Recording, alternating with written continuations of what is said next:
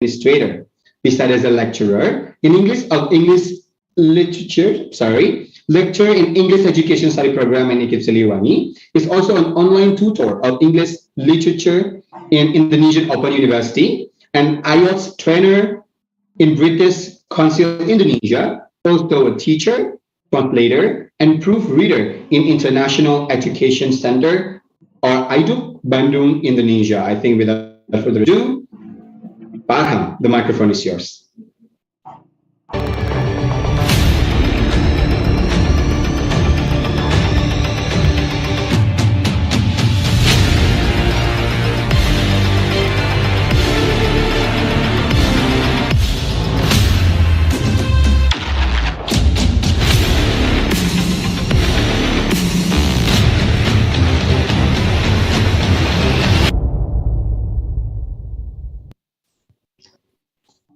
Okay, Bismillahirrahmanirrahim. Assalamualaikum warahmatullahi wabarakatuh.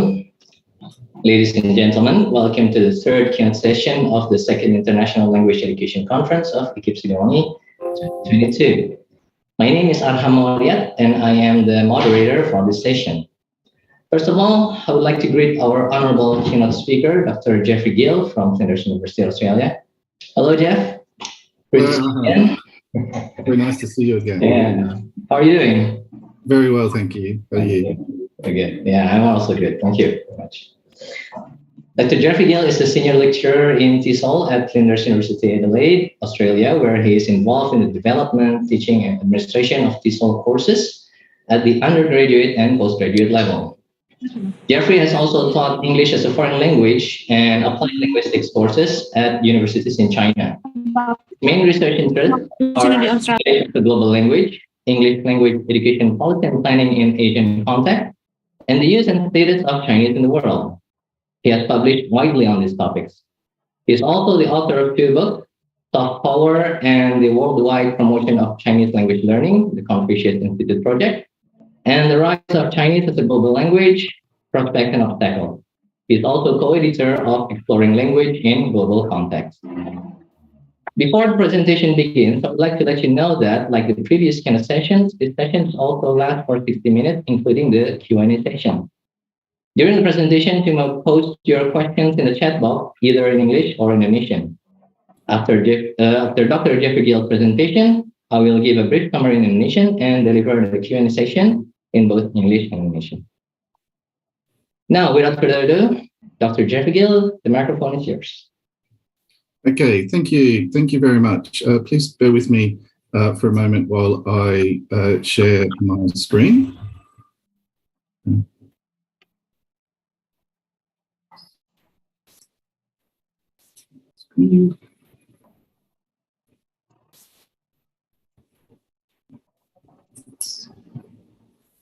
Okay. Okay, so are you all able to see my PowerPoints? Yes. Okay, thank you. Hello, everyone. It's a great pleasure to join you at your conference today. My name is Jeffrey Gill, and I'm a senior lecturer in TESOL at Flinders University in Adelaide. It's very nice to see some familiar faces today and to meet some new colleagues. So my main research interest is English as a global language. So when I was invited to present at this conference, the question that occurred to me is, what does the COVID-19 pandemic mean for the future of English as a global language? And this is the question I'm going to address in my presentation today. So I'll start with some brief background on how English became a global language. Then I'll discuss what I see as the impact of the COVID-19 pandemic on the English language itself, the use and status of English, and the teaching and learning of English. I'll then relate these developments to the future of English as a global language, and finally conclude with some predictions and some hopes for what the future of English as a global language might look like as we move past the pandemic. So let's start with some background. So David Crystal has defined global language as a language that has a special role that is recognized in every country in the world. There are three components to this special role: native language, official language, and foreign language. The native language component of this special role means that a global language has to be the first language of the majority of people in some countries. The official language component means that the language must be widely adopted as an official or a co-official language used for things such as government, business, and the media. The foreign language component means that the language must be the priority language in second or foreign language education around the world. So a language can obtain or become a global language because of the power and influence of the people who speak it and the power and influence of the countries in which that language is spoken. So English became a global language because it was the language of the two most powerful and important countries of modern times, namely Britain and the USA. So in a nutshell, there were three factors which led English to become a global language. The first of these factors was British colonialism, which spread English to many different parts of the world and established it as a first language, an official language, or a medium of instruction. The second factor was the Industrial Revolution, which made English necessary for accessing new developments in science and technology. And the third factor was the role of the USA in the world, particularly following the Second World War, which associated English with major international organizations that are important for how the world's political and economic relations work, and also made it useful for accessing science and technology, as well as popular culture. So these three factors combined to put English in a unique situation among the world's languages. English is currently the dominant language in a range of fields, from science and technology to medicine and diplomacy, and is also the main language of books, newspapers, and academic conferences, and has official or special status in 70 plus countries around the world, across Africa, Asia, and the Pacific. It is also the priority in second or foreign language education in over 100 countries around the world. Then the COVID-19 pandemic came along. So the COVID-19 pandemic was a world-changing event that had widespread impacts on just about every area of life. So for our purposes today, talking about English as a global language, we can observe the impacts of the COVID-19 pandemic on three areas: the language itself, where it has led to the creation of new words and new ways of using words to describe the pandemic; the use and status of English, where it has led to greater recognition for the need for languages other than English in public communication; and in teaching, where it has led to a shift away from traditional face-to-face teaching. So let's look in more detail at each of these areas, starting with language. So whenever there are new phenomenon, new events, or new experiences, we as human beings naturally create new words to describe them and use words in new ways. So this creation of new words or new usages of words was very prominent during the pandemic. So some of these words were serious or technical, such as social distancing, self-isolation, self-quarantine, lockdown, non-essential travel, or community spread. Whereas others were humorous or playful. So for example, we have words like COVIDiot to explain someone who ignores public health or safety warnings, a COVIDeo party for a party held online via Zoom or Skype or other online means, quarantines to describe online teams to continue work during lockdown, maskne to describe the facial irritation caused by wearing a mask, and doom scrolling to describe the habit of consuming news, particularly related to the pandemic, on social media. So I'd like to share with you here a particularly Australian example of these kinds of new uses of words that try to put a humorous spin on the pandemic. So you can see on the slide here a sign that I saw displayed on a supermarket here in Adelaide in 2020. So it reads, "Stop the spread. No, no, no, not that spread." Then there are some instructions or advice for preventing the spread of COVID-19. Now, this sign is a reference to the popular Australian food, Vegemite. So those of you who have visited Australia, I'm sure will know about Vegemite. It's a food that's made out of yeast that is often used on sandwiches and on toast. So the play on words here is the spread of Vegemite, as you would spread it on a piece of bread or toast, compared to the spread of COVID-19. But it is not only the language itself where we can see the impact of COVID-19. It also had an impact on the use and status of English as a global language. Up until the pandemic, there was the widespread assumption that English could be used for any intercultural or international communication. Now, we could see this, for example, in the World Health press conferences, which were conducted in English.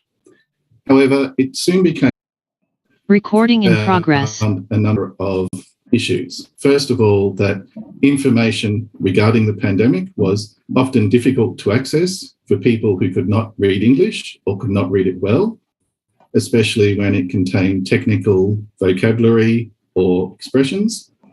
That the provision of information in languages other than English was left to local councils with no oversight at the state or federal government level.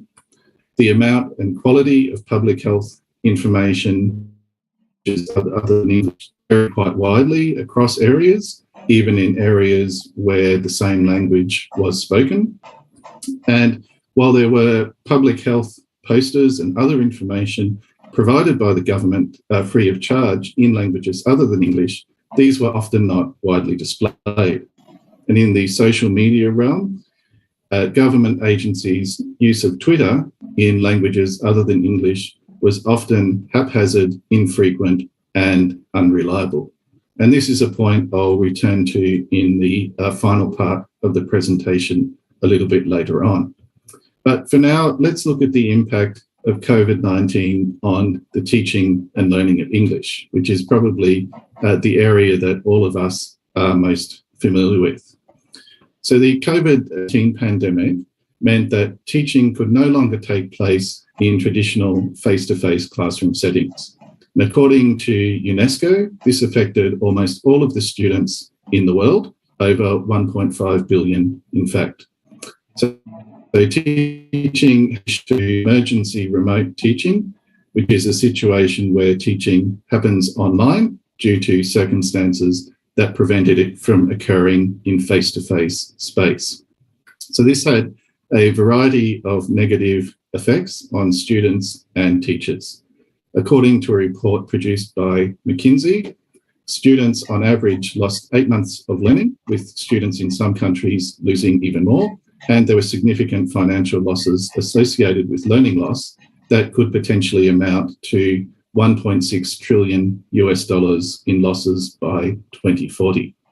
Looking specifically at English language teaching, there was a range of negative effects associated with emergency remote teaching, including stress for teachers due to unpreparedness and inexperience with online modes of teaching, a lack of familiarity with online or digital tools, a lack of reliable internet connection, a weaker sense of community among students compared to traditional face-to-face, reduced interaction among students and their peers and students and teachers, and reduced social interaction. And finally, the impact of the pandemic highlighted the differences in resources across different contexts. On the other hand, however, there are also a range of positive effects associated with emergency remote teaching, including improving teachers' and students' knowledge of online or digital learning, the ability for students to engage with learning at their own pace, in the case of asynchronous learning and teaching arrangements, and the generation of ideas for how digital or online tools could be used for interaction, learning and teaching, and assessment. So now that we've seen the impact of COVID-19 on the language, the use and status, and teaching, we can ask ourselves the question, what does this mean for the future of English as a global language? So in this part of the presentation, I'm going to talk about what I see as the links between these developments and the future of English as a global language.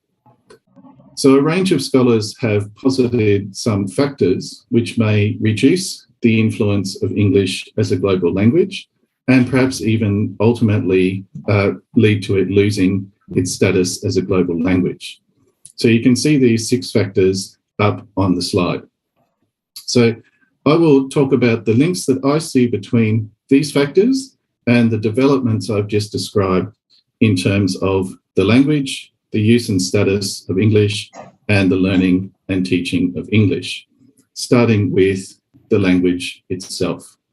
So the factor that's most immediately relevant and obvious here is divergence. So the argument with divergence is that there are already a large number of varieties of English in the world that are quite different from each other and have varying degrees of mutual intelligibility. So it may be the case that as these varieties of English continue to develop and become more unique, they may one day split into completely different languages. And there is something of a historical precedent for this when Latin split into various languages in the Romance language family following the fall of the Roman Empire. So to link this to the impacts of the COVID-19 pandemic, it could be the case that the new words and creative uses of English that are created in one context may not be immediately obvious or understandable in another context. So these new words and creative uses of English that we've started to see may contribute in some admittedly small way to divergence. So here I would like to share another example from Australia. So this was a poster again made at a supermarket in Adelaide. So I'd like you to have a look at it and tell me whether you can understand it. Do you understand what this poster is referring to or what it's trying to say? So I'll let you look at it for a minute or two and perhaps you can put in the chat whether or not you understand it. I have no idea. No idea? I'm trying to understand it. Okay. Okay, that's okay. So I'll explain it. So this sign reads, whether at home and away, and the and is crossed out and replaced with or. There's a new soap star in town. Struth, wash your hands, you flaming galah. So there is quite a lot going on in this sign. So Home and Away is the name of a popular Australian soap opera or TV drama. So it's again a play on words, a soap opera, and an actor who is in a soap opera is a soap star. So this is a sign that's encouraging people to use soap to wash their hands to reduce the spread of COVID-19 and making reference to this very famous Australian television show. Now, struth is an Australian slang word. It's a contraction of God's truth. So it's used as an expression of surprise or to add emphasis to what one is saying. Now, a flaming galah is a colloquial way of saying, calling someone or a stupid person. Now, the reason why this particular phrase is chosen here is because there's a character in this show, Home and Away, who often uses this very Australian colloquial way of speaking. So I think you can see from this very small example how these creative uses of English that are created in one context may not be immediately understandable in another. But I'll return a little later to that. Sorry. It seems to have, there we go. All right, so now looking at the factors which relate to the use and status of English. So here, I think there are three factors that connect to developments with the use and status of English stemming from the COVID-19 pandemic. The first of these is replacement. So the argument with replacement is that English language courses or programs may be replaced with those in another language. This could happen in one of two ways. Either English is replaced with another language that's seen as being more beneficial, such as Mandarin Chinese or Spanish. English is replaced with the language of a neighbouring country or one of the country's minority or Indigenous languages. And it is this second sense of replacement which may connect to the pandemic. So as we've seen, there was a recognition that English was not always sufficient for public communication and health messaging, is to decide to give more emphasis to minority or Indigenous languages in their languages education over English. Another factor which may play a part is translation. So the idea here is if information can be quickly and accurately translated via technology, then there is no need to learn English to access this information. Now, translation technology is currently somewhat limited, but it is likely to improve. And one impetus for this may be the need for the translation of public health information. So translation could become more relied upon by individuals, governments, and organisations for the accessing and distribution of public health and other information. The third factor is resistance. So resistance to English means that English may be perceived as a threat or a danger to other languages and cultures and cause countries to avoid using it or giving it special status.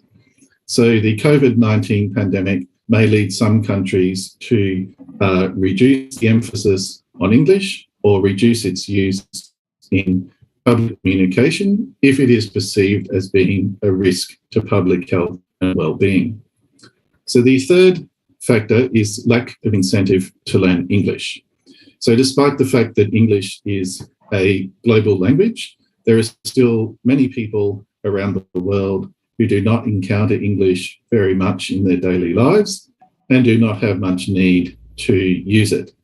Many of the people who are learning English are doing so because they are required to. It's maybe a compulsory subject in school, for example. So if people do not want or need to use English, then it may not be a global language in future. In regards to the COVID-19 pandemic, the constraints and negative effects of emergency remote teaching may reduce students' motivation to learn English. And the lockdowns that many of us have experienced may also, for some students, reinforce the idea that English is not very necessary, that they can go about their lives, their work, their social life, etc., without needing to use English. Now let's have a look at teaching, where there are two factors. So the first of these is a lack of resources for English language and teaching. The teaching and learning of English obviously requires a lot of human and material resources, such as teachers, textbooks, and computers. So the COVID-19 pandemic highlighted and exacerbated differences in resources across different countries and contexts. And moving beyond the pandemic, the financial impact of the COVID-19 pandemic may further reduce the resources available for learning and teaching of English as governments face some difficult decisions about how to use their resources. So to sum up this section of the presentation, we still need to do more work to map out precisely how these factors relate to the COVID-19 pandemic and how they manifest themselves in particular contexts. But I think generally it is reasonable to assume that the COVID-19 pandemic has the potential to make English less of a global language. So for the final part of the presentation, I'd like to switch focus somewhat and present some hopeful and encouraging messages for what the future of English as a global language might look like. So this COVID-19 pandemic that we've all experienced for the last few years gives us the chance to rethink English as a global language.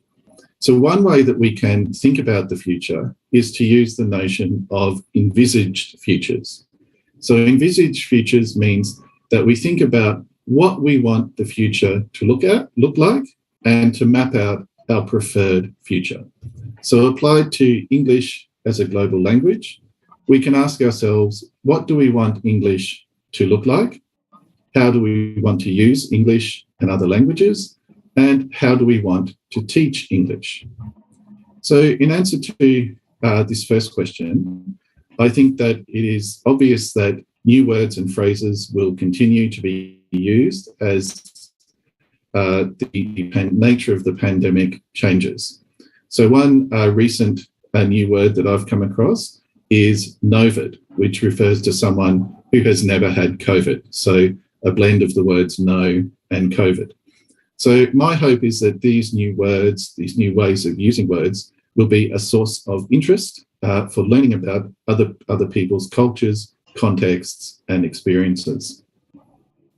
As for the use and status of English, I hope that the recognition of the importance of Indigenous, migrant, and minority languages will become more widespread, and that these languages will have a greater role in public communication, not just in times of crisis and emergency, but more generally. As for teaching, a number of scholars have pointed out the need for the development of more principles and models for online teaching and learning, as well as developing a better understanding of how we as teachers can incorporate these skills for online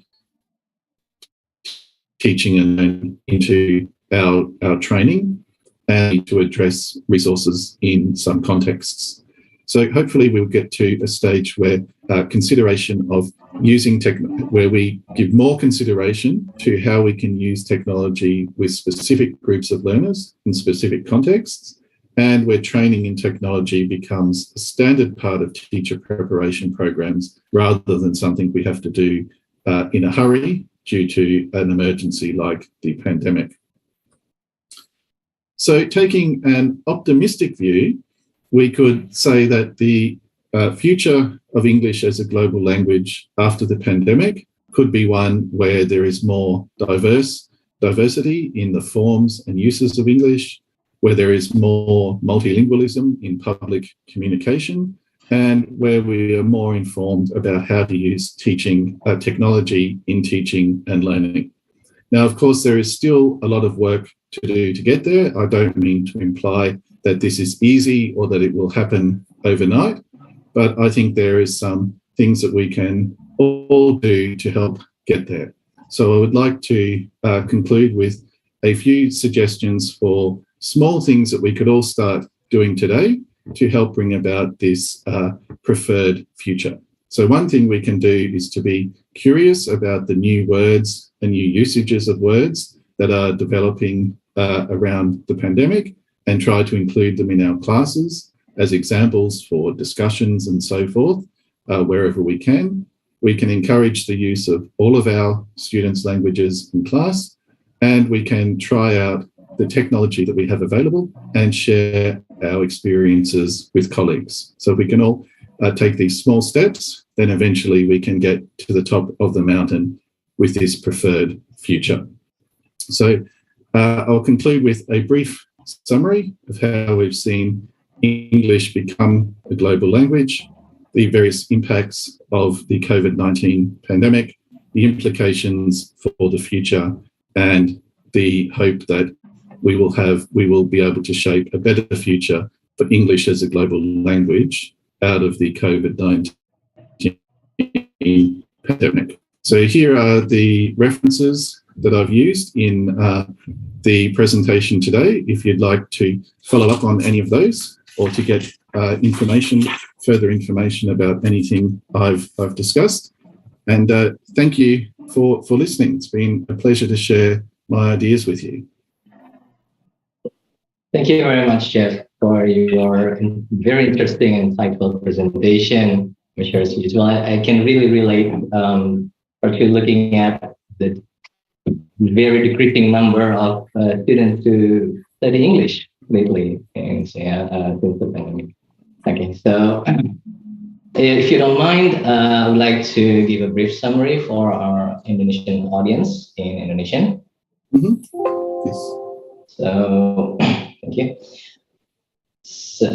Jadi setelah melihat bagaimana bahasa Inggris itu menjadi sebuah bahasa global ya, nah kedatangan COVID-19 ini bisa menjadi mengubah status bahasa Inggris sebagai bahasa global itu ya, dengan hadirnya kata-kata baru dan penggunaan bahasa Inggris yang baru ya akibat dari COVID-19 ini, dan pengakuan bahwa bahasa Inggris itu tidak cukup ya untuk menyebarkan informasi terkait pandemi COVID-19, dan juga perubahan menuju pendidikan dengan teknologi ya, sehingga implikasinya terhadap masa depan bahasa Inggris sebagai bahasa global adalah kemungkinannya bahasa Inggris menjadi semakin beragam ya macamnya, bahkan bisa menjadi bahasa-bahasa baru ya, dan juga bahkan penggunaannya ya dalam pendidikan ya, dan informasi publik mungkin juga bisa digantikan oleh bahasa-bahasa lain, bahasa lokal dan sebagainya ya, dan juga dipengaruhi oleh teknologi penerjemahan dan juga sikap antipati terhadap bahasa Inggris, dan juga dipengaruhi oleh kurangnya insentif atau motivasi untuk belajar bahasa Inggris yang diakibatkan oleh situasi COVID-19 ya, dibarengi dengan kurangnya sumber daya untuk pembelajaran bahasa Inggris ya. Namun diharapkan untuk kedepannya, untuk masa depan, kita akan melihat kembali status bahasa Inggris sebagai bahasa global intinya seperti apa ya, yaitu mungkin lebih beragam ya dalam bentuk maupun fungsinya, kemudian juga menjadi sebuah dunia yang lebih multilingual, dan juga dalam pendidikan atau pengajaran menjadi lebih melek teknologi. That's probably a summary that I can give. And for the next session, I would like to read out the questions in the chat box for you to answer, if you don't mind. Yeah.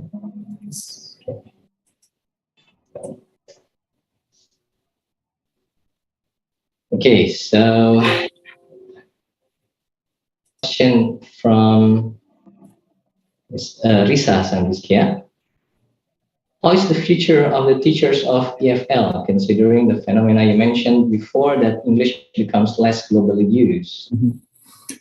Yes, I think this is a very interesting question, and one that my students ask me quite often. Is there a future for English as a second or foreign language teachers?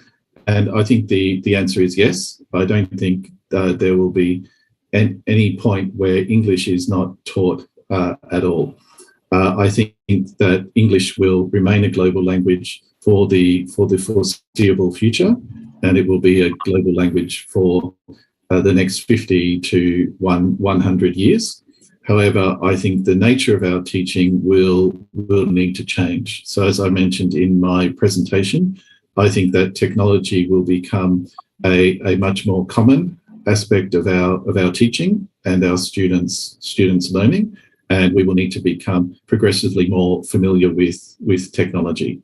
And we may also need to incorporate our students' other languages into the way that we teach as well. So there's a range of work on plurilingualism and translanguaging that talks about drawing on all of the students' linguistic resources to help them in their learning journey. So that is something that I think that as time goes on, we will need to add to our set of skills as teachers. So there's definitely a future for English language teachers, but it will be a different future where we will need to draw on different skills and different knowledge.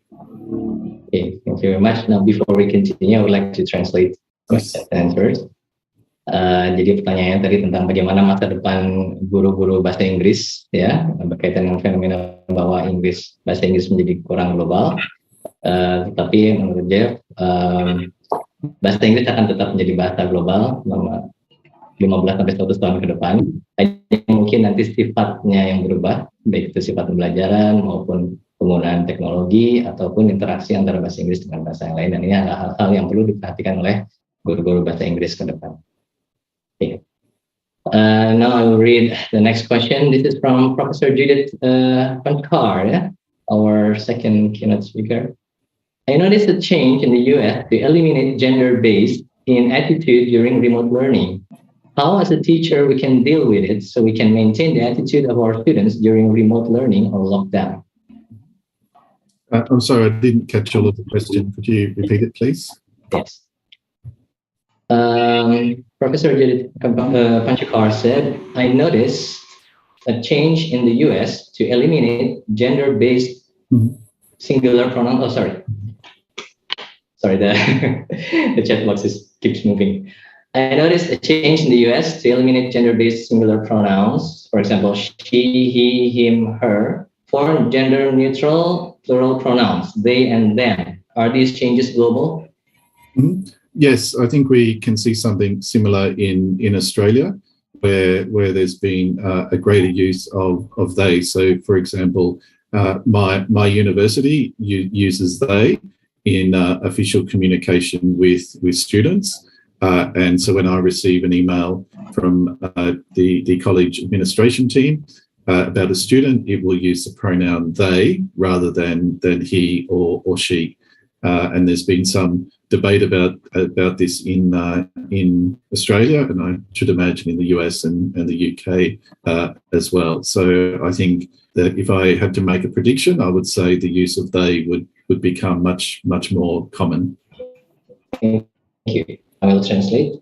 Jadi menurut Profesor Judith Pankar di Amerika itu sudah mulai hilang kata ganti yang berdasarkan gender seperti she, he, him, her diganti dengan kata ganti plural ya, terjamak itu they and them. Dan menurut Jeff ini memang perubahan yang global ya, karena di Australia juga trennya seperti itu, dan untuk kedepannya tampaknya akan semakin umum penggunaan they dan them untuk menggantikan gender-based pronouns atau kata ganti berdasarkan gender. Okay, thank you. Okay, next question from our student Lin Nurlina.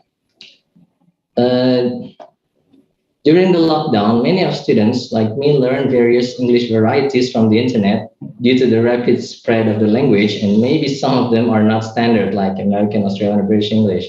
In your opinion, will that disbenefit my English capacity or somehow it is beneficial? Yes, I think it will be beneficial. I think we can use different varieties of English for different situations. So, for example, in an academic context or a professional work context, then standard English is the appropriate variety to use. However, in an informal context, such as talking with friends, then a non-standard colloquial way of speaking is appropriate. So I think the more exposure you get to different varieties of English, the better, the more you will understand. And quite often these varieties of English are very interesting as well. So there's a lot of enjoyment to be had in exploring different varieties of English and understanding those and using those to make connections with people from different English-speaking contexts. Thank you very much. Okay, let me translate. Jadi untuk pertanyaan mengenai berbagai macam variety varietas bahasa Inggris ya, bisnis bahasa Inggris. Itu memang akan sangat bermanfaat jika kita mempelajari berbagai macam jenis bahasa Inggris itu ya, dalam berkomunikasi dalam konteks yang berbeda-beda, sehingga kita bisa menggunakan bahasa Inggris yang tepat, dan juga merupakan sebuah pengalaman yang menyenangkan atau mengasihkan untuk dalam mengeksplor jenis-jenis varietas bahasa Inggris itu tadi.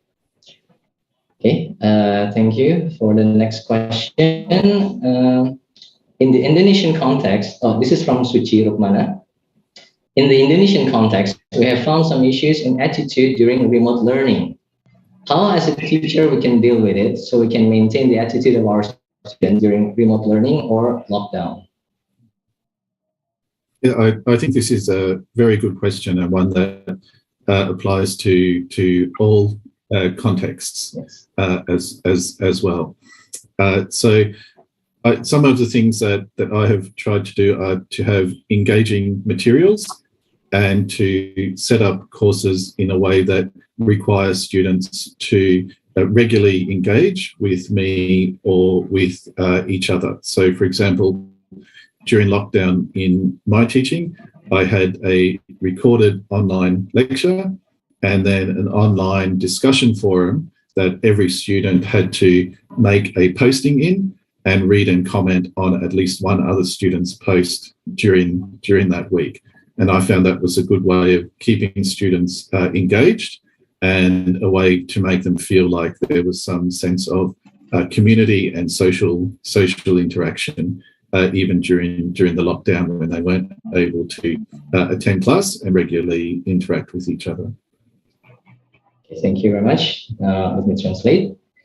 Jadi pertanyaan bagaimana supaya bisa mempertahankan attitude ya mengenai siswa ketika melakukan remote learning atau pembelajaran jarak jauh adalah salah satu cara yang dilakukan oleh Jeff adalah dengan pertama membuat sebuah rekaman kuliah ya, yang kemudian harus disaksikan oleh para siswa atau mahasiswa, dan kemudian membuat forum diskusi di mana setiap siswa atau mahasiswa harus memberikan tanggapan, dan juga tidak hanya tanggapan terhadap kuliah, namun juga tanggapan siswa atau mahasiswa yang lain, sehingga dengan demikian diharapkan terbentuk suatu sense komunitas dan interaksi sosial. Thank you very much. And for the next question, okay, Pak Jeffrey, that's how we others here, yeah. Okay, this is from Ira Larasati. Jeffrey, I just wonder, is there any parts of Australia where integrating technology into ELT class is found so challenging, like many parts here in Indonesia? Mm-hmm. Yes, I think most teachers in Australian schools and universities found technology challenging for different reasons. I think in most cases the challenge was being unfamiliar with this mode of teaching and learning.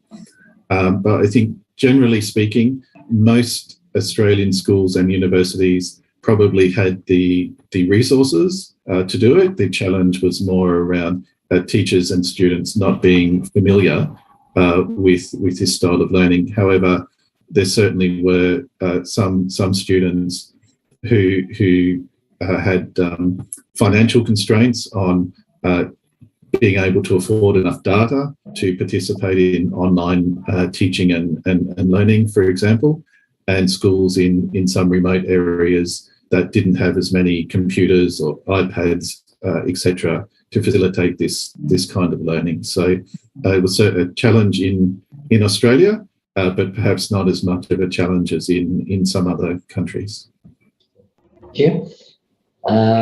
Jadi untuk menjawab pertanyaan mengenai apakah di Australia juga ada tantangan dalam mengintegrasikan teknologi dalam pembelajaran bahasa Inggris, dan ternyata memang Jeff banyak ya. Jadi rata-rata masalahnya mungkin bukan di sumber daya, tetapi lebih kepada familiaritas atau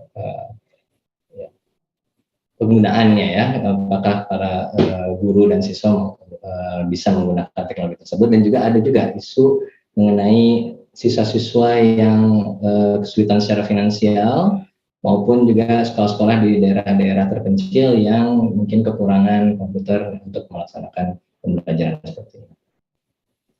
Thank you very much for your answers. Is there any other question?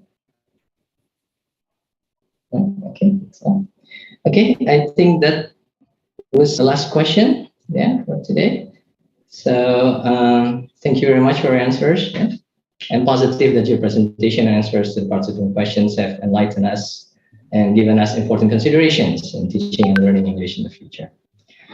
Now, before we move on to the next keynote session, I would like to use this occasion to present a token of our gratitude in the form of a certificate of appreciation to Dr. Jeffrey Gill for allowing some of his time to share his knowledge and insights with us. Thank you very much. It's my pleasure to have spoken with you today. And thank you for all your very interesting questions. Okay. Would you mind if we take some photos or screenshot with you? Yes, please do. All right. 1, 2, 3. Okay. All right. Is it on? Okay. Okay. Once again, thank you very much for your time and sharing. We hope to see you again in the near future. All the best to you.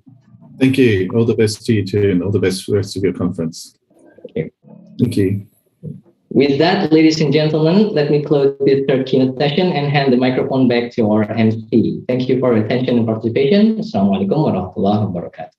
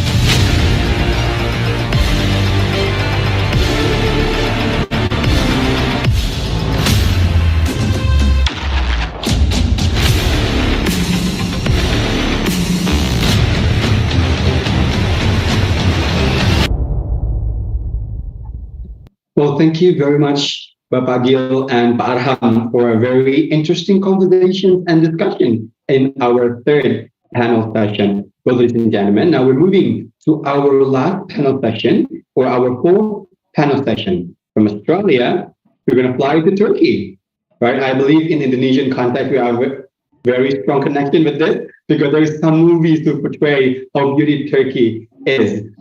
So, ladies and gentlemen, in this session, we gonna have Ibu Pelin Derina, PhD. She is a lecturer of Gaziantep University, and this session will be led by Ibu Rista Sandriskia. But before that, I would like to say, is it good morning in Turkey time? It is. Morning. Good morning, then. Thank you very much Good morning. for being with us. Thank you. An honor. So, ladies and gentlemen, before we start, please allow me to read a short information about Ibu Rista Sandriskia as our moderator. Ibu Rista Sandriskia MPD achieved her master's degree from Universitas Pendidikan Indonesia, majoring English education. Besides act as a lecturer in English education study program of IKIP Siliwangi, she's also a productive writer and has published several articles. And her main interests are in English teaching and writing practices. So I think we can't wait any longer for our last session. Ibu Rista, I hand over you the microphone.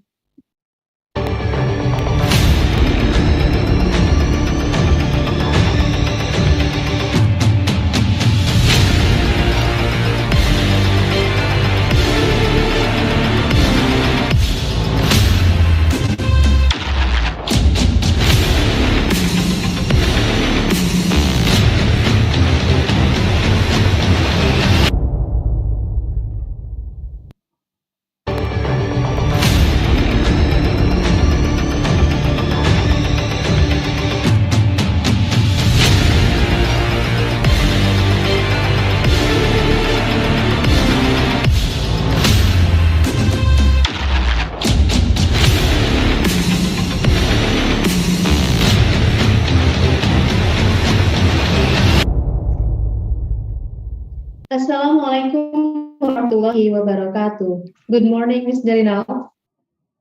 Selamat pagi. Selamat pagi. Thank you very much.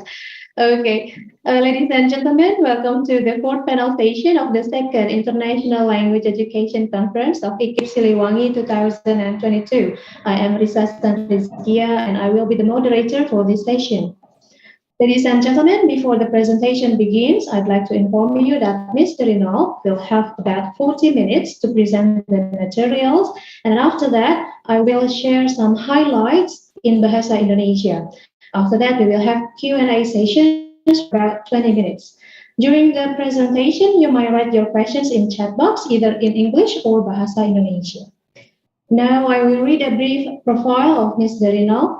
Dr. Pelin Darinal used to be a guest lecturer at University of Muhammadiyah of South Tapanuli Padang Sidempuan, Sumatra, Indonesia. She earned her MA in ELT from the University of Southampton, UK, and her PhD in TESOL education from University of York, UK, where she also worked as graduate teaching assistant. Both of her postgraduate studies were fully funded by YLYS scholarship from the Turkish Ministry of National Education. She was also an awardee of TEA-IREX, or Teacher Excellence and Achievement Program, fully funded by the U.S. Education Bureau, and MEB scholarship during the bachelor's degree funded by the Turkish Ministry of National Education. She has published articles about defining reflective practice from the Indonesian novice EFL teacher's perspective, and also about sibling bullying in Turkish adolescents. She is now a lecturer at Gaziantep University. Okay, without further ado, please allow me to kindly invite Her Excellency Ms. Pelin Darinal to deliver her presentation. Ms. Darinal, the microphone is yours. Thank you. Thank you. Assalamualaikum warahmatullahi wabarakatuh. It's morning for me, but I think it's afternoon for you, and it's about to be lunchtime, so I will try to be brief. I'm going to share my screen. Can I share my screen? Because I prepared slides, but I think I can't. Okay. Would you like to share my screen? Okay, yes. I prepared some slides, so while talking, maybe we can go through my slides, if that's okay with you. Yes. So, as Ibu also mentioned, I have done my PhD in reflective practice at University of York, and I collected my data from Indonesia. So my focus was reflective practice and how it was defined among Indonesian teachers. So I'm a bit familiar with the context. Today, I'm going to talk about what reflective practice is, and then who a reflective practitioner is. Lastly, and most importantly, I will be talking about how to reflect. And we will be taking Farrell's framework as a model, and I will be going through Farrell's framework. And at the end, we will have a Q&A session. So we will have time for questions and answers. So let's start with the definitions of reflective practice. So reflective practice is a cyclical process of critical thinking and evaluation of one's action, considering the social, political, and cultural aspects of their society with the aim of improving practice by taking the research into consideration. So let's go through this definition one by one. What does that mean? So reflective practice is a cyclical process. That means it never ends. We reflect as teachers, we have to reflect on our actions constantly. It involves critical thinking because we have to think about what we are doing, what we have done, and we have to criticize if we are doing something right or not that right, and how can we improve our practice. So it's also about evaluation of actions. As I mentioned, we have to criticize ourselves to see if our practices are going well, right? So that also involves evaluation, assessing our teachings, our practices. But while doing those, we need to consider the social, political, and cultural aspects of the society. So what does that mean? So teaching, for example, teaching different in different contexts would entail different consequences. So, for example, if you are teaching in Indonesia, you will have to consider the cultural aspects. Even in Indonesia, if you are teaching in Java or in the West Java, it will be a different practice than teaching in the eastern part of Java, because you have quite cultural diversity, don't you? Right? So you need to consider the cultural aspects that you are teaching, and you also need to consider the social political aspects of the society that you are teaching. I would like to give an example for this cultural aspects of the society, because I was in Bandung for 3 months while I was collecting data. And you know, Turkey is mostly a Muslim country, but different than Indonesia. What I realized was all my participants started their classes with reading some parts from Quran, because most of their students were Muslims. So that means my teachers, my participants, took into consideration the social, political, and the cultural and religious aspects of the society, right? Okay, so reflective practice is also about improving practice. Well, actually, this is the whole point about reflective practice. This is why we are reflecting on our actions, right? To improve our practice, to be the best version of ourselves. While doing those, it's also important to take the research into consideration. So what does that mean? That means we also need to read some publications. We need to read some articles about the issues faced, informed choices about what we do. Okay, so this is reflective practice. And when we look at the definition of reflective practice, maybe we can infer how a reflective practitioner can be. So when we are talking a reflective practitioner, we can say that they are communicative, they are aware of what they're going on around themselves, and they are well organized, wholehearted, responsible, competent, mindful, and they are critical and lifelong learners. So let's explain those one by one. So reflective practitioners are communicative. That means they have good communication skills. They have good communication skills not only with their students, but also with their colleagues and the students' parents. They also have this awareness. They are aware of what's going on in and outside of their classrooms. Because in order to make their practice or their lessons better, they need to be they need to be aware, they need to know what's going on in the classroom and outside of the classroom. They are well organized. That means they always have a plan when they are teaching something, when they are going to a class. They have a lesson plan. And they are wholehearted. That means they are enthusiastic about their job. They really love what they do. They are responsible. They take responsibility for their actions.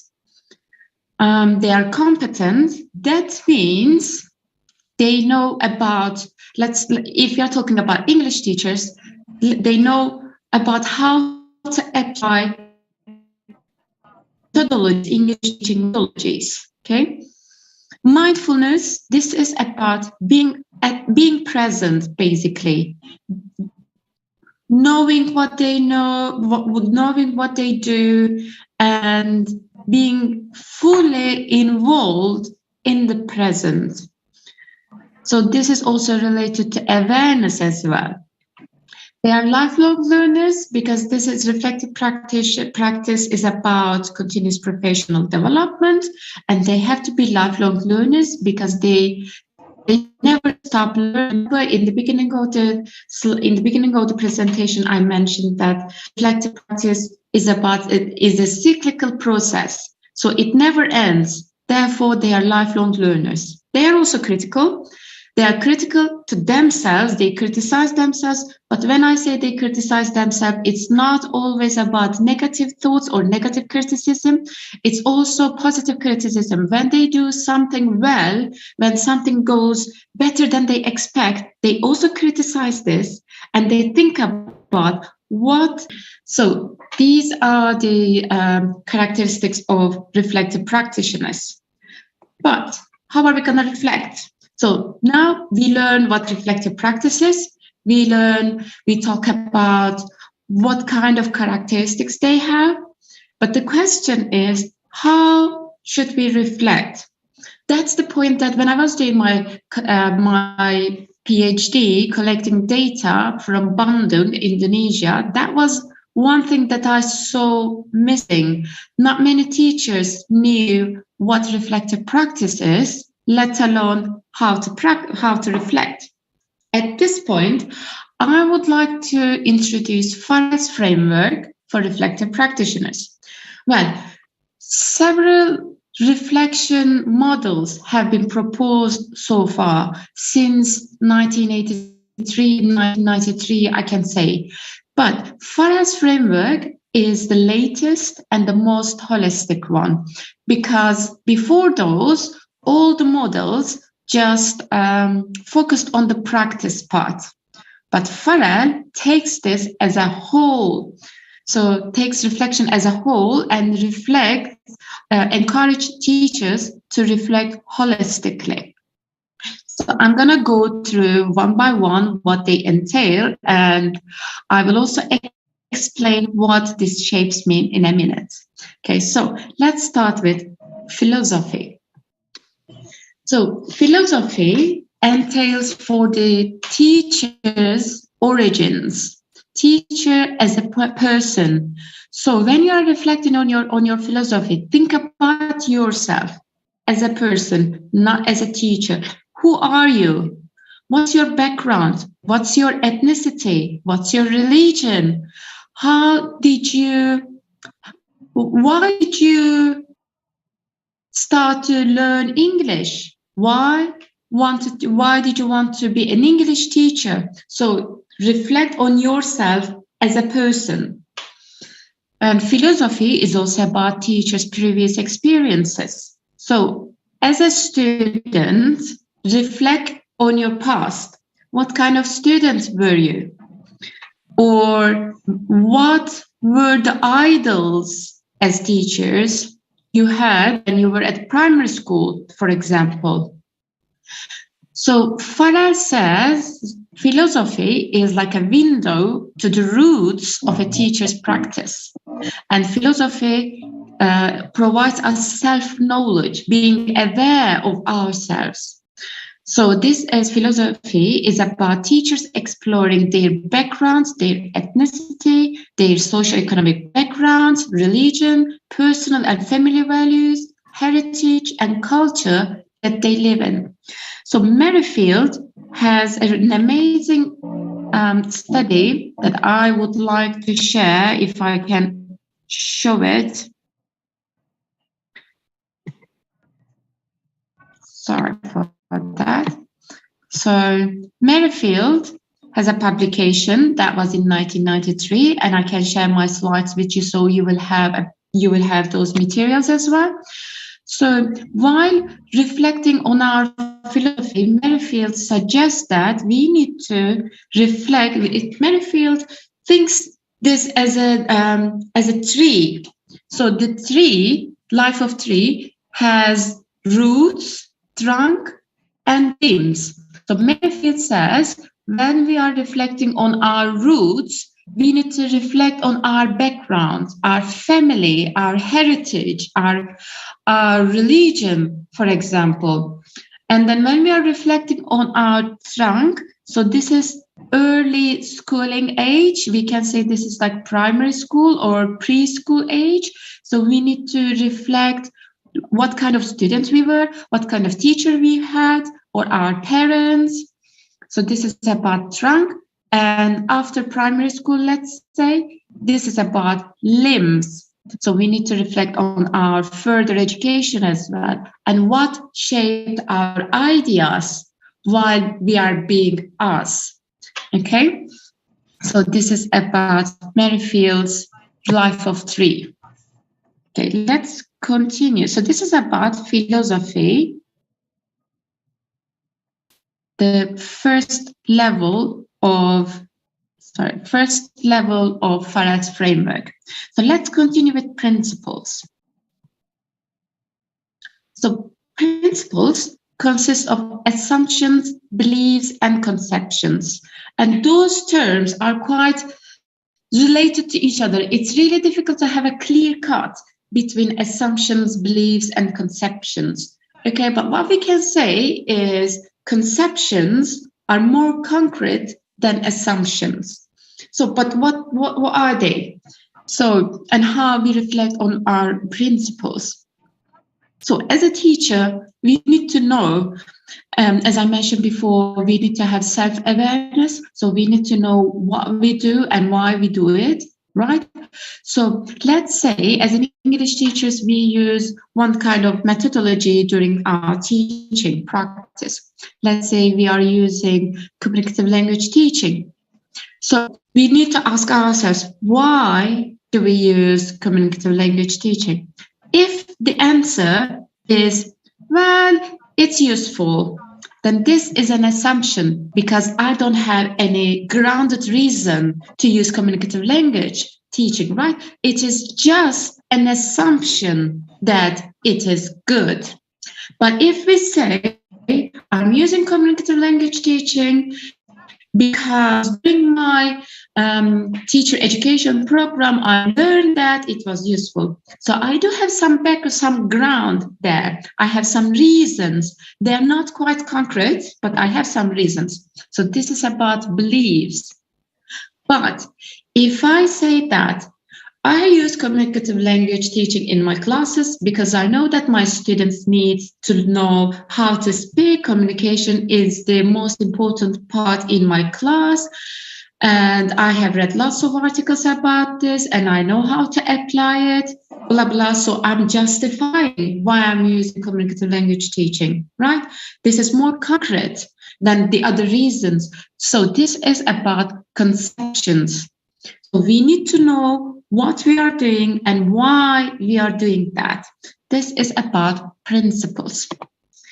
Okay, so let's continue with Farrell's framework's theory level. So there are two types of theory, okay? So there are official and unofficial theories, or theory with capital T and theory with lowercase t, or expose theory and theory in use. So these are all the same things with different terms. Different people name them differently, but they mean the same thing. So what is the difference between official and unofficial theories, or expose theory and theory in use? So let's continue with this example that I used previously, communicative language teaching, right? So as a teacher, in the classroom, there are some theories that we use, and also there are some theories that we think we use.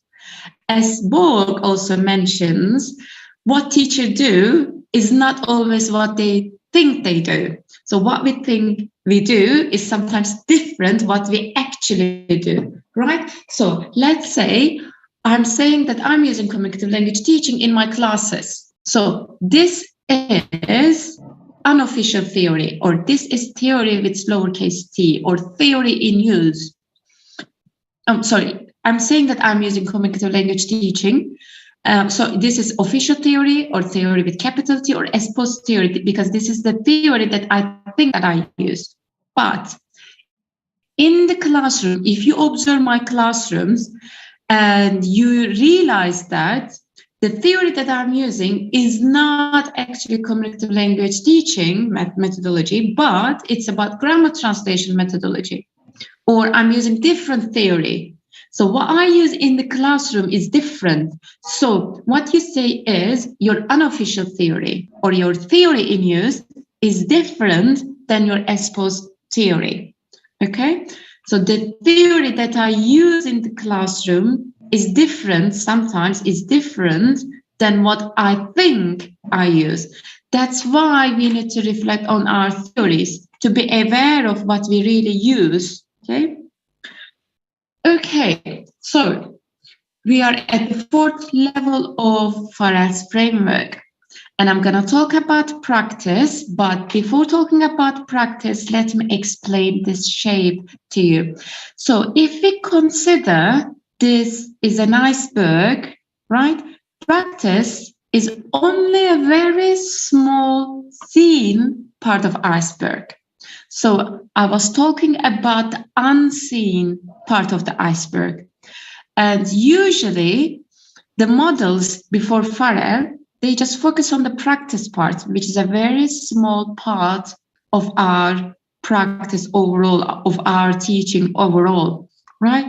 So let's talk about practice. As I mentioned in the beginning of the presentation, reflective practice is not a new term, and there have been several models suggested since 1983. So in 1983, Schoen suggested reflection in action and reflection on action. That wasn't like a model, that wasn't like a systematic, but still he suggested some way to reflect. So what does reflection in and on action means? So Schoen separated reflection into two based on time framework. So reflection in action means reflecting during the class. Okay, let's say we are teaching a classroom and we have a lesson plan, because remember, reflective practitioners are well organized and they have lesson plans. And we do have a lesson plan, but classrooms are chaotic environments and we never know what's gonna happen next. There might be some surprises, right? So let's say we have a student who asks a question and this is not in our plan, or our students didn't understand a topic that we were explaining. So we just stop, think, and change our practice.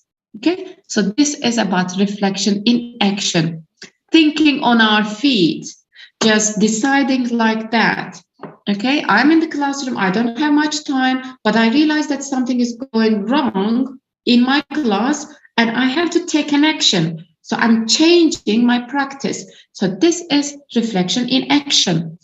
But as teachers, we usually don't have much time while teaching because there are a lot going on in the classroom. Sometimes we think what went well or what didn't go that well after the classroom, right? After we taught a classroom. So if we reflect after the classroom, this is about reflection on action. So this is about thinking what went well, what didn't go well, what could have been better, right? So this is reflecting on in the past. And then in 1993, Killian and Tondam says, thank you, Schoen. This is great that you suggest us to reflect in and on action, reflecting during the classroom and after the classroom. But what are we going to do with this reflection? So Killian and Tondam, two valuable educators, suggested that we also need to reflect for action. That means we need to think about what we're going to do with the reflection that we already have in the future, okay? So let's say we had a critical incident during the classroom and we reflected on that. If we think that, okay, next time, if something happens similar to that, I'm gonna do this and that. We are having an action plan. So this is about reflection for action, okay? But this is not enough because we also need to consider what's gonna happen next. So we also need to consider what we can do before something happens. So this is about reflection before action. While we are preparing our lesson plan, we also need to consider that, oh, maybe at this part, my students will have some hard time. So if they do that, I'm gonna do this. So reflection before action is mainly about having a plan B or plan C or plan D. Okay, so this is about reflection before action. Lastly, let's talk about beyond practice, because as teachers, our job is not just in the classroom, but it's also outside of the classroom. So when we reflect on beyond practice, we need to reflect on political, moral, and social issues that influence our reflection. And we need to reflect not only inside the class incidents, but also out of the class incidents. We need to consider the social cultural conditions, educational policies, and cultures, etc. So let me give an example. When I was collecting my data as a PhD student from Bandung, one of my students, I asked my students to keep a reflective journal, right? So one of my students wrote that he had a problem with one of his students. One student was bullying another student, right? So, but while he was trying to explain why this student bullied the other, he said, the reason that we can observe is that he is wealthier than the others. So he thinks that he's powerful, so he can bully others. But the teacher said, there are some underlying reasons. I know that this student is a nice one, but he's having a hard time at home because his parents are separating, and he's not getting enough parental support and attention. And this is why actually he is bullying the other students. So this, as you can see, my participant didn't just reflect inside the classroom incidents, but he also considers his students' social issues, social cultural conditions and culture, and about his students' families. So as you can remember in the philosophy part, I asked you to reflect on yourself as a teacher, but in beyond practice, you also need to consider your students, their backgrounds as well. Okay, I don't want to keep that long. So today I talk about what reflective practice is, we define it, and then we also talk about who a reflective practitioner is. We talk about some characteristics, features of reflective practitioners, and I also introduced Farah's framework, and I suggested some ways to reflect on our practices. I don't want to keep it that long because I know it's lunchtime and people are getting hungry, right? So I think I'm going to finish that, and I will have some time for question and answer. Just as a concluding mark, I want to say happy reflecting. Okay, thank you very much for your consideration, Ms. Dorenal. Okay, I will share some highlights in Bahasa Indonesia if you don't mind. Jadi yang dijelaskan barusan adalah tentang kegiatan refleksi yang dilakukan oleh seorang guru dan sebuah kegiatan yang berkelanjutan tanpa henti begitu ya, untuk merefleksikan apa yang dilaksanakan di kegiatan di kelas. Dan hal ini membutuhkan kemampuan berpikir kritis. Jadi yang sudah melaksanakan ini juga menunjukkan keterampilannya dalam berpikir kritis, dan ini sedang digaung-gaungkan oleh pemerintah Indonesia sebetulnya ya. Nah,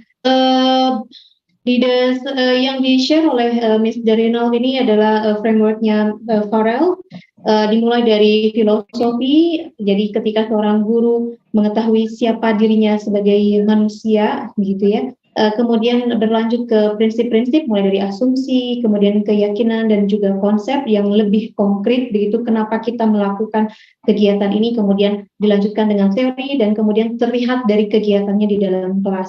Selain itu juga ada hal-hal yang di luar itu, yaitu beyond practice ya, mulai dari masalah-masalah politis, moral dan sosial yang mempengaruhi kegiatan refleksi yang dilakukan oleh guru. Itu mungkin highlights yang bisa saya bagikan. Now, ladies and gentlemen, I'd like to let's move on to our Q&A session. Yeah.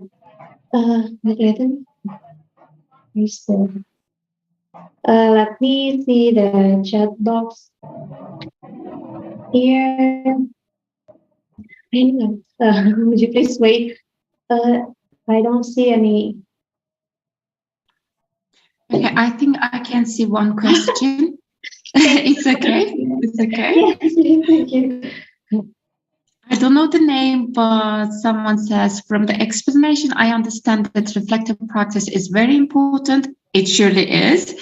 To develop teachers' capacity to aware the underlying beliefs about teaching and learning. Definitely reflective practice is really important for our continuous professional development as a teacher, professionally and personally.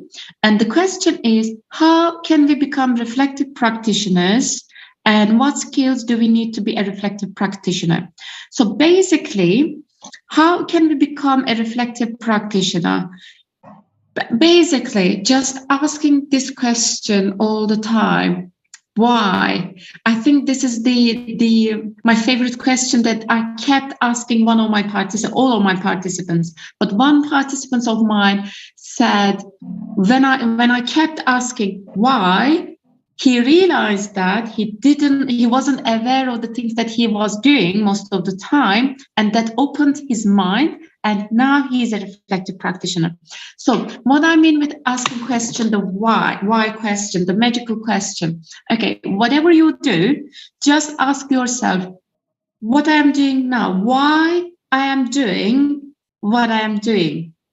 Why did I choose this methodology?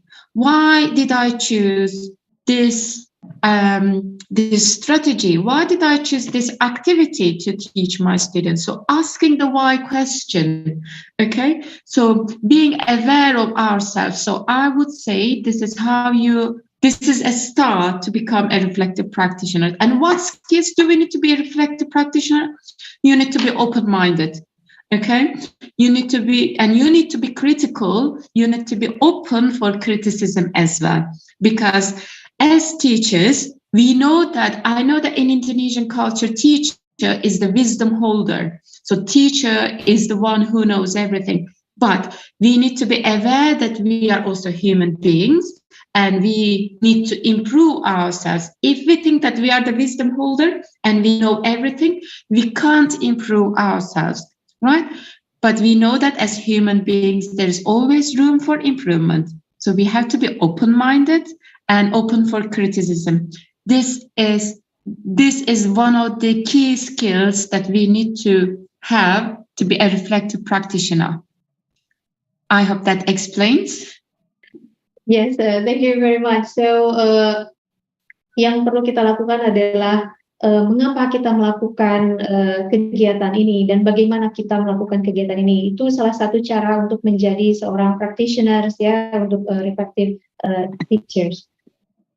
Okay, there are more questions from Ira Larasati about lesson study. Here, it's quite popular in Indonesia to promote reflective teaching. And what is your opinion about the practice about lesson study? Thank you for the question, Ira. I think that's one of the tools that you can use, and this is good. Lesson study is quite popular, and I can understand that, and it's one of the best ways to have it, because then we can observe our classes, and then we can see what we have done, what went well, and what didn't go well. So I think this is good.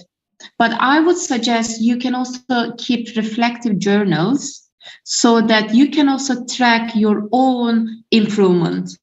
Okay, so let's say you keep this reflective journals from the beginning of the term, and you keep doing it, and you keep reading them. When you look back, you say, okay, in the beginning of the semester, this is how I was like, and now I realized that I improve myself from this and that aspects.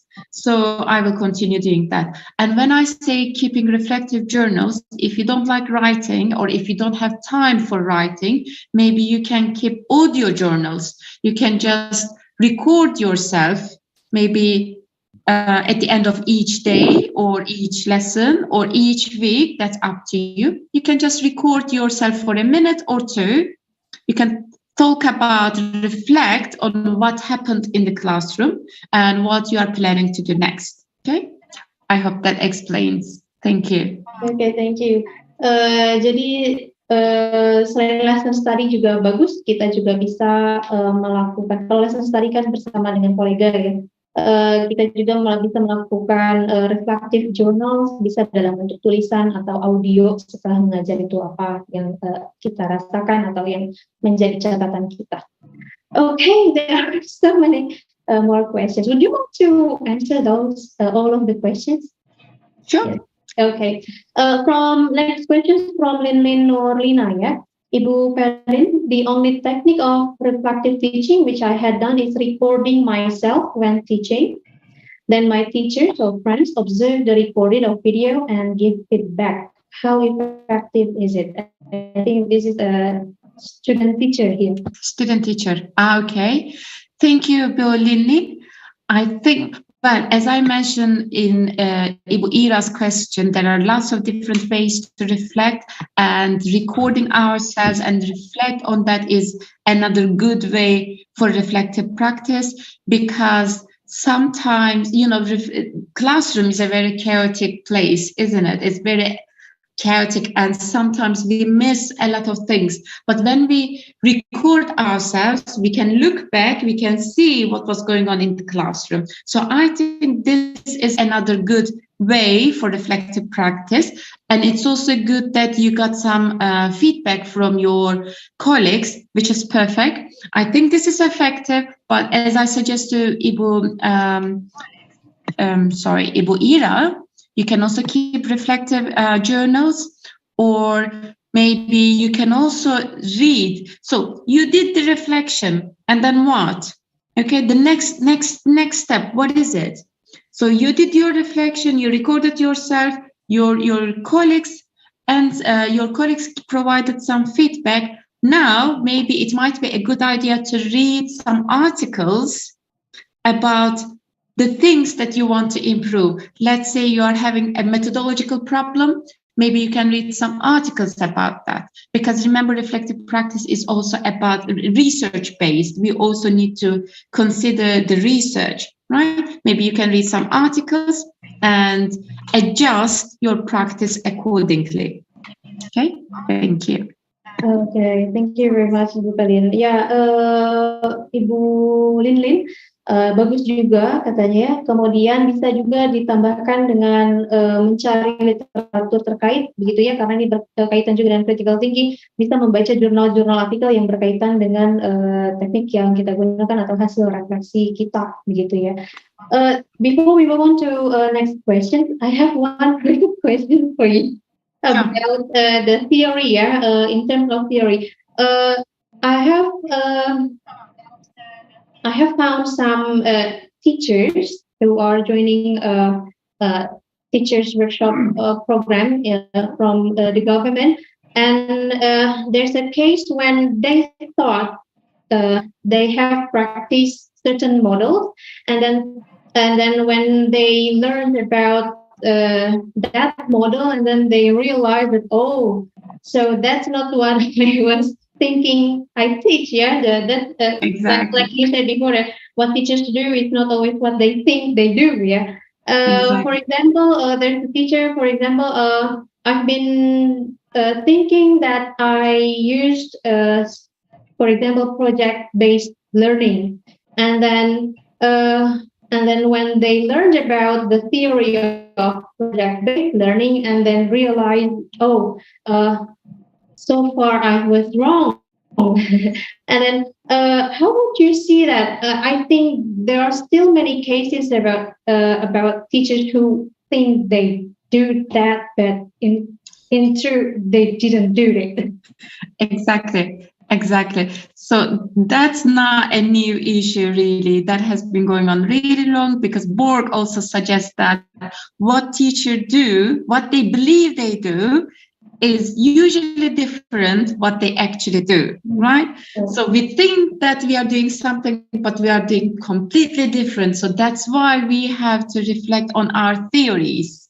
Okay, we need to be aware if the theory that we are using is official or unofficial theory, or we need to reflect in general, to be honest, to be aware, because one of the components of reflective practitioner is awareness. We need to be aware of ourselves. Okay. And this is again about assumption, beliefs, and conceptions, because sometimes we think that, okay, we believe something, but do we really believe that? And why do we believe that? Remember, the why question is really important. So we need to be aware what we are doing. We need to know what we are doing. That's why we need to reflect on our practices. So project-based is really a good idea, but reflection, we need reflection overall for everything, basically, to be aware of what we are doing. Yes, that's the point. Yeah, reflective practice, so we can see whether our action in the classroom is in accordance with the theory. Yeah. Okay. Exactly. I think we have one last question from Ms. Arlina. How do we handle classes with a large number of students, and how do we accommodate their individual learning styles and needs? Okay, that's a good question, because in Turkey we also have large classes and sometimes it's difficult to handle. So I understand that. Thank you for the question. What we can do is, maybe it might be difficult to prepare individual lesson plans for each and every student, because sometimes we have 30 students or more than 30 students in the classroom. But what we can do is maybe putting them into groups. Maybe we can have an activity with 3 different levels, the same activity, the same topic, but 3 different levels. For example, I'm talking about English language education again. We are teaching, let's say, past tense. Okay, so if we know that we have some high flyers in our classrooms, maybe we can have a fill in the blank activity. Okay, and we don't give any verbs to these high flyers, because they already know what it is. They are hardworking, so we want to challenge them. So we can prepare a hard activity for them. Fill in the blank. So I blank to school. So I want them to write went to school, right? But I'm not giving any hint. But let's say we have like a middle group. For those group, we can use some brackets, I blank, blank, and then in brackets, I can say go to school. I can ask them to write went. I give some hint, but it's not quite there. Okay. But for the, let's say, for the ones who are struggling with English, we can have I blank go, this part again, but maybe we can also provide some words like went, played, watched, but scrambled. We can ask them to choose them.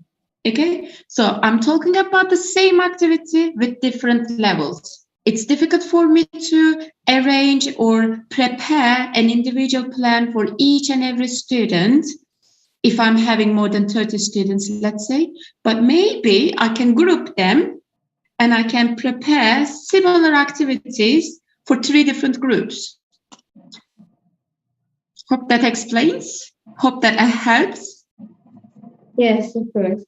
Okay, thank you very much. Jadi ada banyak kegiatan yang mirip begitu, tapi dengan tingkat kesulitan yang berbeda. Misalnya fill in the blank atau isian begitu ya. Untuk yang tingkat lebih advance atau lebih tinggi, mungkin bisa langsung dikasih titik-titik aja gitu tanpa ada clue atau petunjuk. Kemudian untuk yang berikutnya yang menengah bisa diberikan blank tapi ada dari verb 1 kemudian dia harus mengubahnya ke verb 2, atau juga bisa dengan pilihan yang lain selain go atau went, bisa juga dengan play dan lain sebagainya. Jadi itu salah satu caranya untuk menghandle kelas, dan ternyata tidak jauh berbeda ya Indonesia dengan Turki, katanya juga sama punya large class juga. Selain itu juga bisa dikelompokkan berdasarkan level-levelnya, jadi kelompok besar saja 3 kelompok yang sedang atau menengah gitu ya,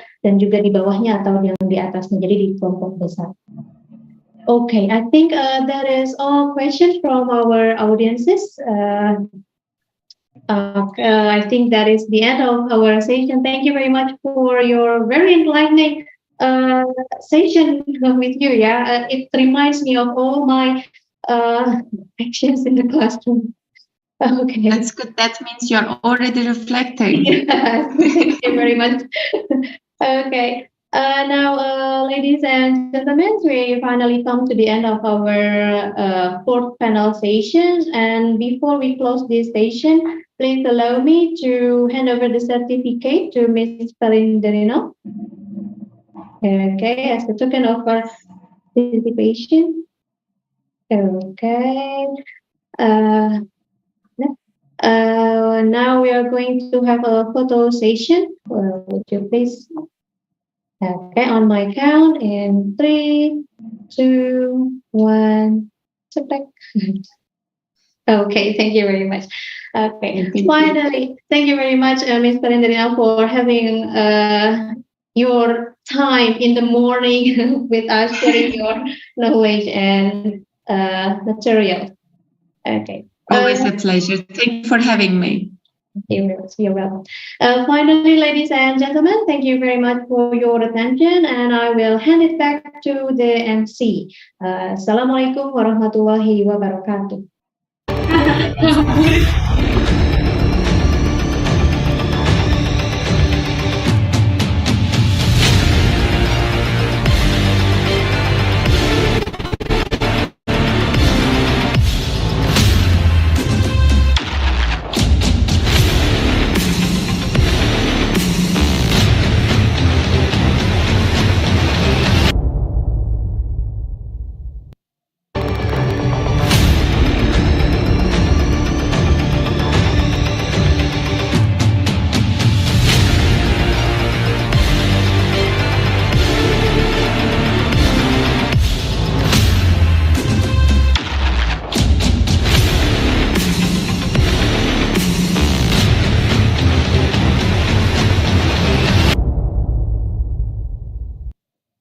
Well, ladies and gentlemen, that was the final or the last session of our second International Language Education Conference, or ILAC 2022. For that, I would like to say or deliver our greatest gratitude to all panelists, Ibu Ika, Professor Judith, and also Gil, and also Darnell, Ms. Darnell. So thank you very much for the amazing presentation from all panelists. It's an honor for us to have you all here. Bapak Ibu semua, penampilan tadi atau sesi keempat tadi akan menjadi akhir untuk sesi pertama atau sesi panel pada rangkaian acara International Language Education Conference 2022. Sebelum kita memasuki ke sesi kedua, yaitu sesi paralel, please allow me to deliver several information in related to the parallel session. But before that, Bapak Ibu sekalian, teman-teman semua, rekan-rekan peserta, daftar hadir sudah di-share oleh panitia di akun, mohon maaf, di chat box. Jadi silakan teman-teman semua bisa langsung mengakses chat box untuk mengakses daftar hadir. Jangan lupa untuk mengisi daftar hadir, karena hal ini akan menjadi salah satu syarat untuk teman-teman semua mendapatkan sertifikat nantinya. So now let's moving on to some announcement in related to the parallel session. Jadi teman-teman semua, nanti after this panel session, kita akan break selama 1 jam, di mana teman-teman akan diminta untuk kembali ke ruang Zoom pada pukul 1. Sekali lagi saya sampaikan bahwa sesi paralel akan dilaksanakan pada pukul 1. Lalu ada yang bertanya, Bapak saya atau komite di mana saya berada harusnya nanti terhadap paralel. Untuk para presenter, for all the presenter, you can see in which room that you belongs to in our program book or our book program. So please take a look on that program so you can see the information in which room that you belongs to. Right? Jadi kepada seluruh presenter, you may check the program book that we have already sent through email. Oke, dan linknya juga sudah ada di program book tersebut. Untuk yang berada pada room pertama, room utama ini akan digunakan sebagai room pertama. Sehingga para presenter yang berada pada room ke-1 boleh tetap di ruangan ini, di ruang Zoom ini, karena ruang Zoom ini akan kita gunakan untuk sesi pertama. Mohon maaf, untuk room paralel pertama. Dan untuk room paralel kedua, ketiga, keempat, dan kelima, sudah ada informasinya di program book. Seperti itu. Dan tolong kepada seluruh peserta untuk selalu hadir dan tetap hadir pada sesi paralel. Mengapa? Karena ini adalah suatu requirement kedua sehingga teman-teman bisa mendapatkan sertifikat, yaitu mengisi daftar hadir yang nanti daftar hadirnya akan di-share pada link, pada chat box di setiap room sesi paralel.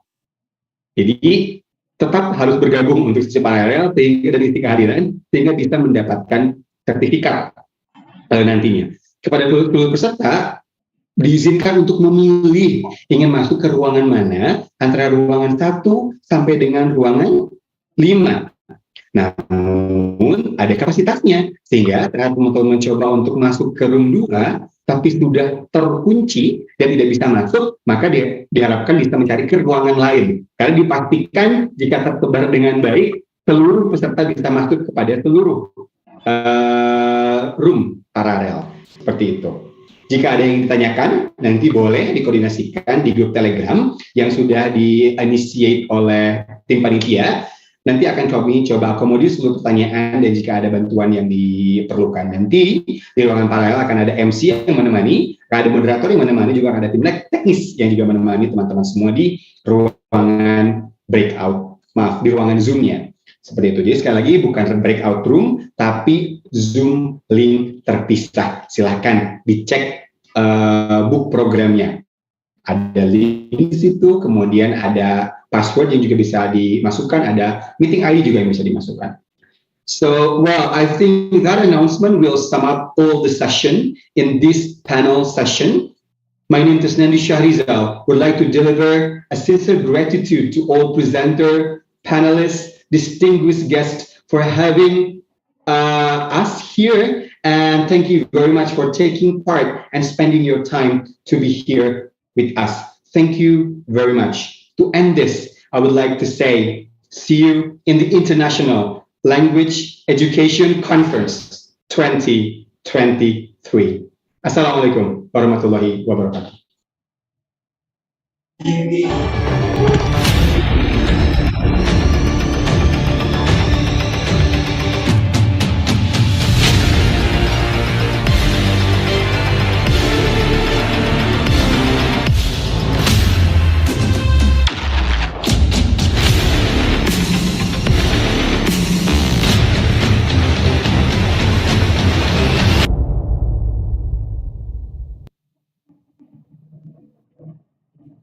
Iya, teman-teman semua. Jadi ini bisa dilihat di layar teman-teman semua. Ini ada sekitar berapa ya? 18 ya kalau tidak salah. Presenter dari seluruh Indonesia, begitu luar biasa sekali. Dan saya rasa nanti presenter-presenter ini akan memberikan pengalaman yang luar biasa, materi yang luar biasa, dan tentunya bisa bermanfaat bagi kita semua. Jadi jangan lupa untuk selalu bergabung bersama kami di Highlight 2022 dan menikmati seluruh sajian akademis yang akan ada di pukul 1 nanti di setiap ruangan Bapak Ibu semua. Sekali lagi, mengucapkan selamat datang pada seluruh presenters, sebuah kebahagiaan bagi kami bisa bersama Bapak Ibu semua. Enjoy the parallel session, dan bagi teman-teman semua yang berada di ruangan ini, jika ingin leave room, diizinkan untuk leave room terlebih dahulu, nanti boleh bergabung bersama kami kembali di pilihan antara ruangan 1 sampai ruangan 5. Sekali lagi, selamat datang para presenter dari 18 universitas di seluruh Indonesia, sebuah kebanggaan bersama teman-teman semua.